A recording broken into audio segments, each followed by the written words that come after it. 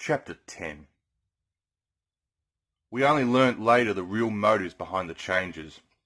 It turned out that the Rashes were to be videoed and then distributed around the country, making ridiculous profits. The road rashes were becoming bigger and bigger business by the race. Illegal broadcasting of the races opened up whole new avenues of off-course betting, so it was all done for money. The Road Rash organisation was beginning to choke on its own greed. They no longer seemed to care for the well-being of the riders. They wanted fast, bloodthirsty races to drag in yet more money. The more wipeout, the worse the riders' injuries, the more attention they could grab. Those first couple of series, my first 10 races, in retrospect, could be seen as the end of an era. From this point on, the warm camaraderie between the riders grew cool. Hammer, Gunther, Grubb, Sid and Rude Boy were the first 5 riders that had decided to call it a day.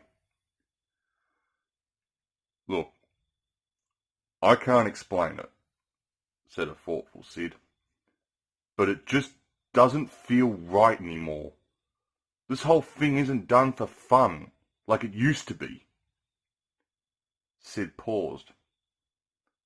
Lester raised his eyebrows. And then Sid continued. "Yeah, okay. We all know that the organisation was taking a decent profit out of it all, but we did it just for the kicks." There was an irreverent chuckle at the unintended pun. "Look, I really don't think it's a laughing matter," he continued. "The organisation, they're getting greedier and greedier, and they won't be happy until all of us mugs are spread evenly along the concrete. Maybe I'm just a coward, but longer courses will inevitably lead to bigger and bigger bikes, and more powerful bikes mean trouble. Take my word for it."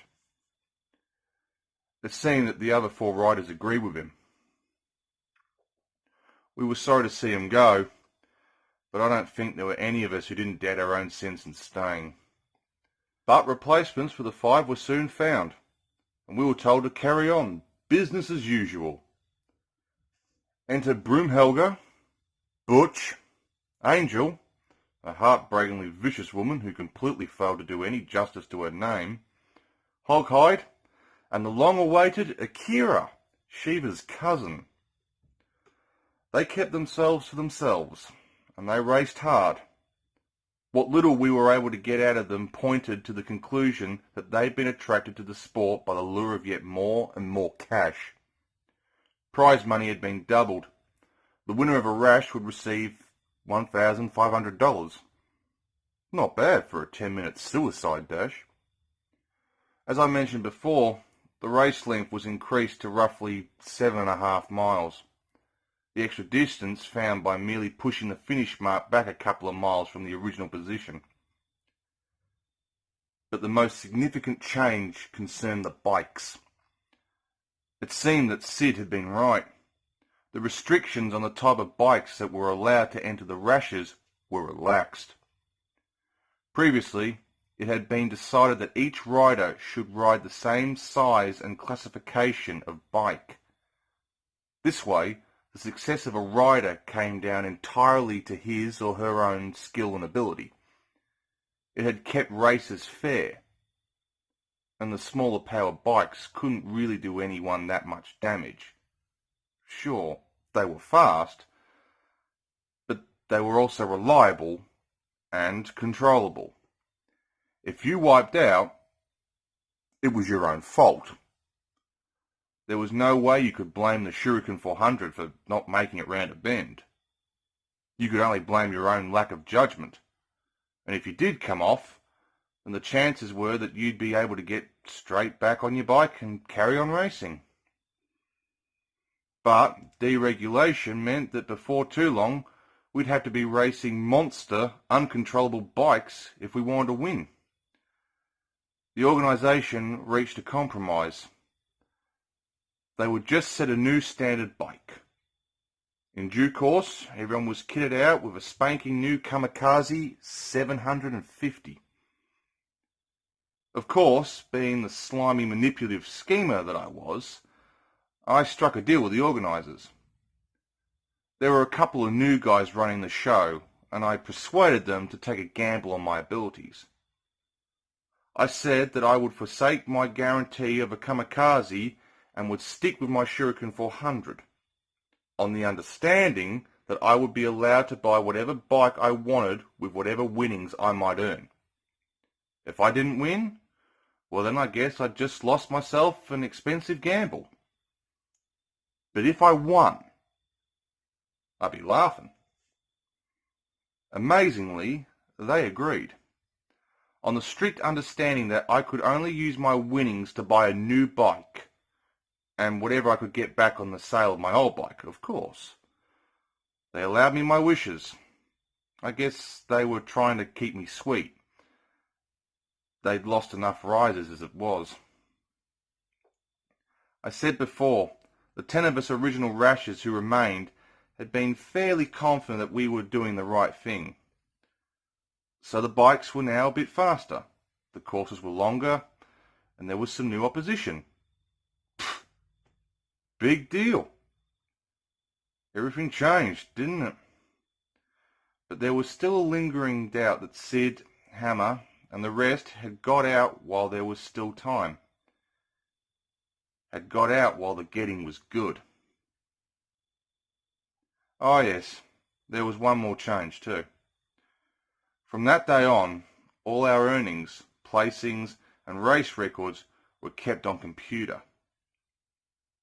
After every race, each of us was given a plastic card with his details electronically printed on. These were just confirmation slips for our own personal records, in case we ever questioned the computer's huge readout of race statistics at the end of each series of 5 races. Of course, I kept all my cards. Souvenirs, I guess. You can borrow them if you want. You never know. They might come in useful one day, and I don't need them anymore.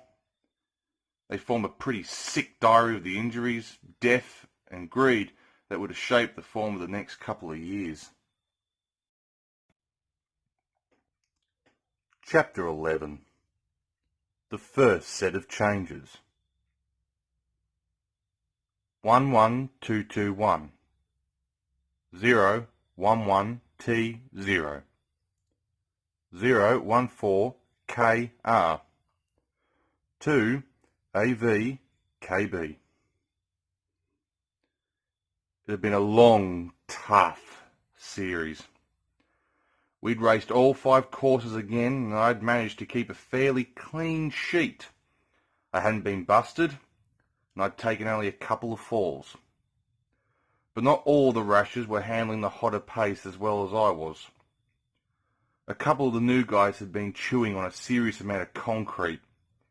Everyone had been fitted out with the new levers, colour coordinated to match the new bikes. But it still hurt if it came off. The new riders didn't talk much.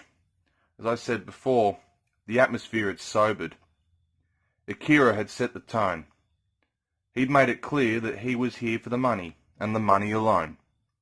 This attitude was reinforced by the other new riders.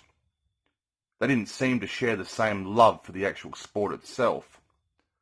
A love that was a large part of the motivating force for me, Slater, Natasha, and the rest of the original lineup.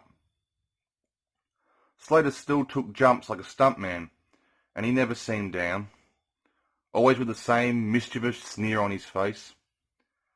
But you got the feeling that maybe even he was making an effort, desperately trying to pretend that nothing had changed. Maybe we were just getting paranoid, or maybe even just feeling old.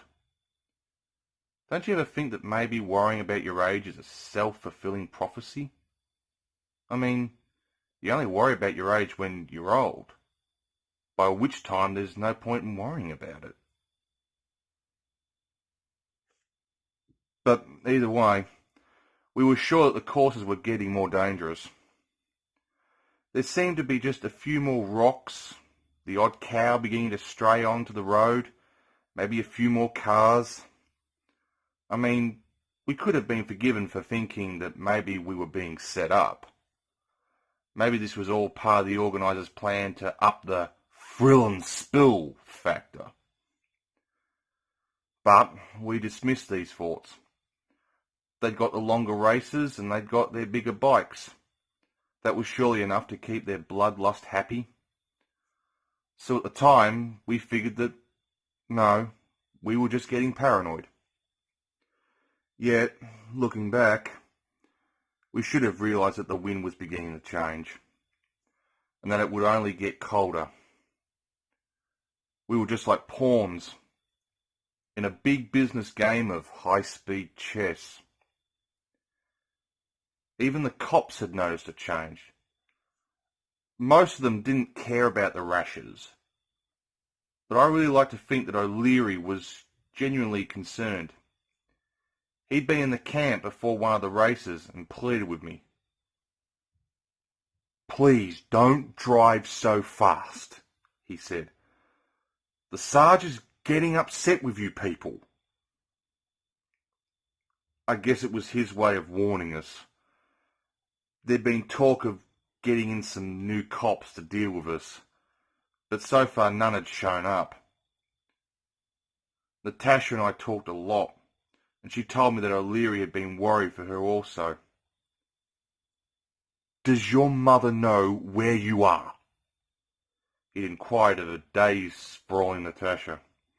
She just made a serious dent in a telegraph pole while cruising 150 miles per hour at an altitude of approximately 15 feet. So really, I can't repeat her reply. It was a bit rude. Tough girl, Natasha. But O'Leary's sentiments were sincere. But anyway, as I said, I had a good season.